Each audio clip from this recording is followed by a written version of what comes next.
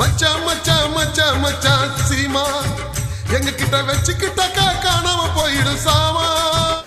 பெரியாரை எதிர்த்தால் BJP RSS எப்படி சீமான் அவர்கள் பேசுகிறாருன்னா சும்மா வெளிப்படையாக மக்களாண்ட அது மாதிரி வந்து சும்மா நாளும் வந்து நாங்கள் இந்த மாதிரி பிஜேபி எதிர்க்கிறோம், பிஜேபியினுடைய இது நாங்கள் எதிர்க்கிறோன்னு சொல்லிட்டு அவர் அண்டர் கிரவுண்டில் பிஜேபிக்கு மறைமுகமாக சப்போர்ட் பண்ணுறாரு. மத்தியில் ஆள்ற பாஜகனுடைய கைகூலிங்க தான் இவங்கெல்லாம். இங்க அடிச்சா அங்க வலிக்கும். சீமான் அவர்கள் அவருடைய கருத்தை அவர் எடுத்திருக்கக்கூடிய அந்த இயக்கத்தினுடைய பாதை, அதற்காக அந்த கருத்தை வைக்கிறாங்க. நான் ஏற்கனவே சொன்னது போல அந்த கருத்து சரிதான், உண்மைதான், பேசியிருக்கிறாங்க. ஆனால் நான் அதை பேச விரும்பவில்லை. சோத்திரை அடி வாங்கியாச்சு, சேத்திரை அடி வாங்கியாச்சு. எப்படி அடிப்பீங்க? என்ன வன்முறையில் ஈடுபடுறதுக்கு உங்களுக்கு என்ன ரைட் இருக்கு? ஏன் சார் இவ்வளவு டென்ஷன் ஆறீங்க? சீமானுக்கு அவரோட பல கருத்துக்கள் எனக்கு உடன்பாடு இல்லதான்.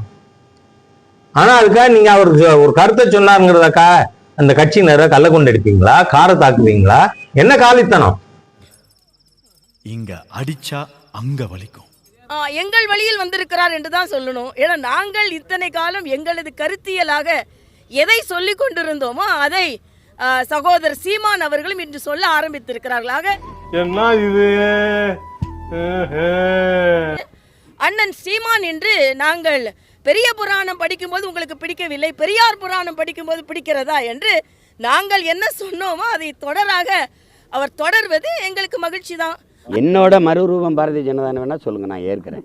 ஆனால் பாஜகவுக்கு யாராவது ஆதரவு பேசினா உன்னை பி டீம், சி டீம், இ டீம், ஒரு டீம் அவ்வளோதான். அது நல்ல டீமாக இருக்கணும். அந்த டீம் கருத்துக்கள் எங்களது டீம்னு சொல்கிறதோட எங்கள் தீமை அண்ணன் சீமான் எடுத்திருக்கிறார். ஆக டீம் பார்ட்னர் வேணா எடுத்துக்கலாம், டீம் பார்ட்னர் எடுத்துக்க முடியாது. நீங்க நினைச்சபடி அவரால் பேச முடியாது, அவருக்கு கிடைச்சபடிதான் பேசுவாரு. நீங்க பொறுத்து தான் ஆகணும். இப்போ அந்த சில பெரியாரை பற்றி தரைக்குறைவாக பேசுகிறவனுடைய பிறப்பையே நான் சந்தேகப்படுகிறேன். நோ சூடு நோ சொர்ணை. பெரியாரும் செய்தார் என்று வேண்டுமானாலும் சொல்லுங்க, பெரியார் மட்டும் தான் செய்தார் என்று சொல்லாதீர்கள் அப்படின்னு சீமான் சொல்றாரு. நான் இப்ப எப்படி சொல்றேன்? பிரபாகரனும் ஈழத்திற்காக போராடினார், அதான உண்மை. பிரபாகரன் மட்டுமே போராடினார் என்று சொல்லாதீங்கன்னு சொன்னா நீ எதுக்கு பிரபாகரன் படத்தை மட்டும் வச்சிருக்கிற? வேற யாருமே ஈழத்திற்காக போராடலையா?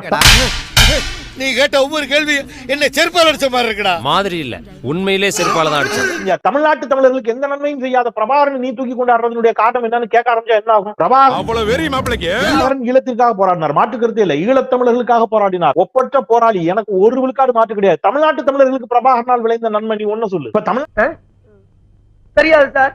தமிழ்நாட்டு தமிழர்களுக்கு ஏராளமான நன்மைகளை செய்த எங்கள் ஐயா வஉசியை, எங்கள் ஐயா காமராஜரை தானே நீ படமா வச்சிருக்கணும். எதுக்கு பிரபாகரன் படத்தை வச்சிருக்கிற?